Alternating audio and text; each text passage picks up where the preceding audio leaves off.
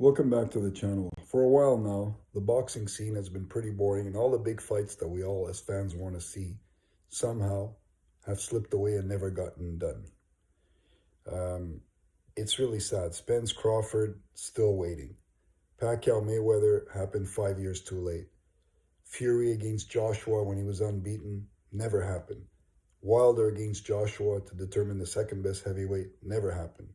So I think 2023 is time for boxing, the promoters, the fighters, everybody who can decide if they really want to fight that other guy and risk losing their O or their pride or whatever it is they're worried about. And I'm not convinced it's only about money.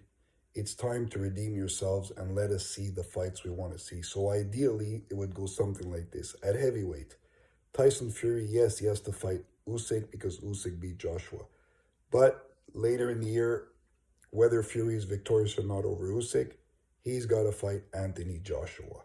Light heavyweight. I don't give a rat's ass about Canelo fighting Bivol a second time because he's going to get beat again, whether it's at 175 or 168. So let's keep it at light heavy and get a Bivol versus Beterbiev for perhaps the best 175-pounder of all time will be crowned as an undisputed champion. Welterweight. 100% Crawford and Spence have to fight. I don't know whose fault it is. It seems to be a little more Crawford's, but this fight has not happened yet, and no indication that they really want to get it done, especially Crawford's side, from what I see from the other boxing channels on YouTube. What else? Charlo at 154. He could fight a number of guys. Some of them moving up. Some of them he won't fight. Him and Spence will never get it on. They fight for the same trainer. But still, he can have some interesting fights at that weight. Maybe Crawford will think he'll risk it against Charlo since he has no intention of fighting Spence. The super middleweights, 100%. I want to see David Benavidez get a chance against Canelo. I think he's going to get by Caleb Plant fairly easily. And I want to see Benavidez fight Canelo. I think Benavidez beats and knocks Canelo out. But I want to see the fight.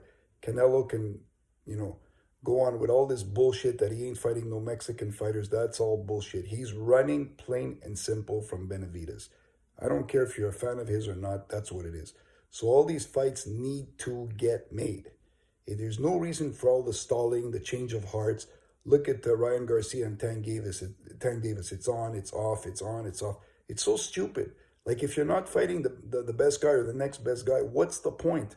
We knew that Crawford would destroy Adesanya. We knew that Jaron Ennis would win against Karen Chookagian when he fought him. We know that Errol Spence is going to breeze through Keith Thurman. These are not the fights we want to see. So, they're charging crazy pay-per-view amounts, just basically laughing at the boxing fan base.